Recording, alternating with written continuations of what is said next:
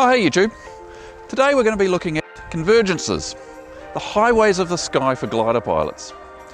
We can travel hundreds of kilometres under these huge lines of energy, and they're absolutely essential for flying around our beautiful country here in New Zealand. But what makes a convergence? How do they form? What do we look for when we're using them? And what are the dangers of using convergences? Woo! High enough to get into the convergence now. So in our last video about convergences, we looked at sea breeze convergences, easily identifiable by their daggy bits and the different cloud levels. Today we're going to explore some of the other types of convergences that we use. Let's have a look at lee convergences. These form behind mountains or ranges. It's the same wind wrapping around the terrain or feature, often a conical shaped mountain, and the wind wraps around and collides with itself, creating a convergence zone, and basically a street forms in behind the mountain. Here in New Zealand we've got Mount Taranaki, which is this perfect conical mountain. Here's what it looks like in SkySight. If you're using SkySight to try and predict if these convergences are going to form up, there's a convergence layer you can turn on, and it will show you this band of convergence in behind the mountain in line with the wind direction. If you switch to upper winds, you probably won't see it, but if you switch to the surface winds, you will see how the wind is wrapping around the mountain and then colliding with itself and creating this zone of convergence.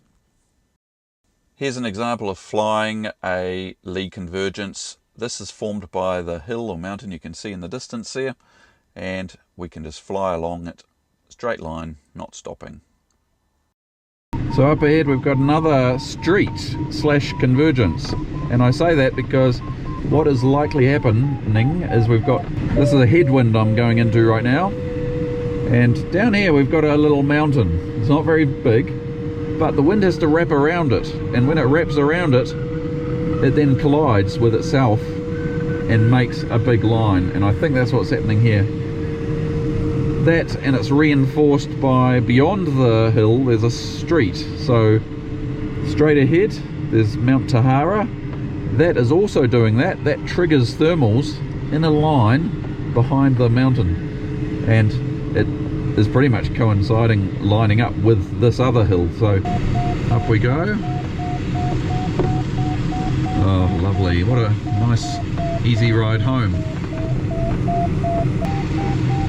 Climbing. Wind is now 14 knots, 13 knots. It's dropping as we come into the lift. I might not need to stop, but I will if I get a good bit, because you never know. These bits up ahead might look good now, but they might be about to fall apart. So if you had a good climb, especially when you're under a big street, you know, and a big thick black part of it, that's the best time to climb. Our next type of convergences is air mass collisions. In this example we've got a westerly breeze coming from our right, and that's meeting this air mass over these hills on the left, and it's not able to push in any further. It's a bit of a mess, this convergence, in this particular spot, and it's really based on the terrain underneath where that convergence is forming up the best and where the breeze can get through. This is almost a sea breeze, but we're quite a long way from the ocean, so the air has had time to dry out. You can see here I'm now in the stronger main convergence part, and we can whiz along here without stopping. I'm just slowing down to climb in a straight line, and that helps gain altitude without going backwards, which happens when you turn. Here I'm leaving the convergence. Back home for a big glide. A big thanks to Airways and our air traffic controllers for opening up the airspace that let us use that convergence. Without it, we probably wouldn't have been able to make this glide home again. Here I'm having to push into this wind that's creating the convergence, and you can see over the other side is another convergence way in the distance there, and you can even see the dags hanging down, sea breeze if you're on a 4K display. Whew, just made it home in this one. Here we are flying another convergence home. This one has, from our right, a easterly breeze, and it's colliding with this reasonably buoyant and thermalic air mass on the left hand side, and you can see all the thermals out that side. The strategy for flying along these convergences is very much try and stay under the darkest part of the cloud. So without a step, it's hard to see where to be, and usually one side will be working better than the other, and you need to figure out which side that is. Sometimes just going straight down the middle is the best option. You can see here I'm running out of convergence and we're heading straight back for the airfield. There's just not enough strength in the convergence, or the breezes meeting the air mass, to actually create a convergence here. Oh, and we made it home. Thanks, Convergence. Convergences often form over mountain ranges. They tend to act as a natural barrier to two different air masses.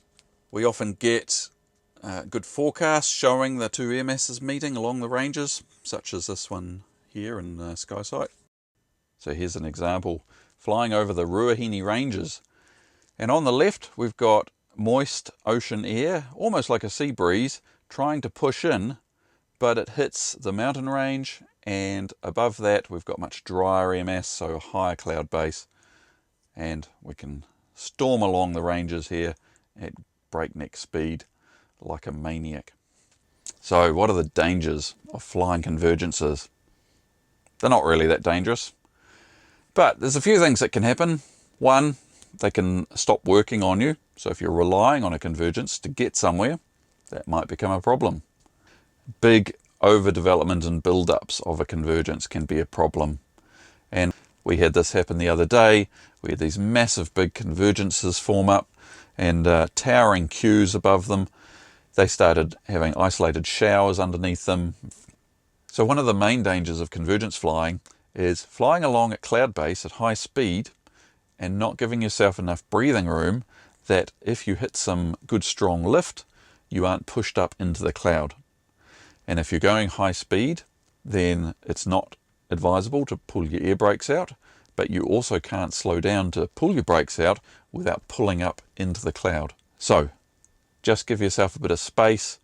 Another issue is racing along with other gliders up at cloud base, especially if there's daggy bits hanging down. You know, some bits will be lower than others.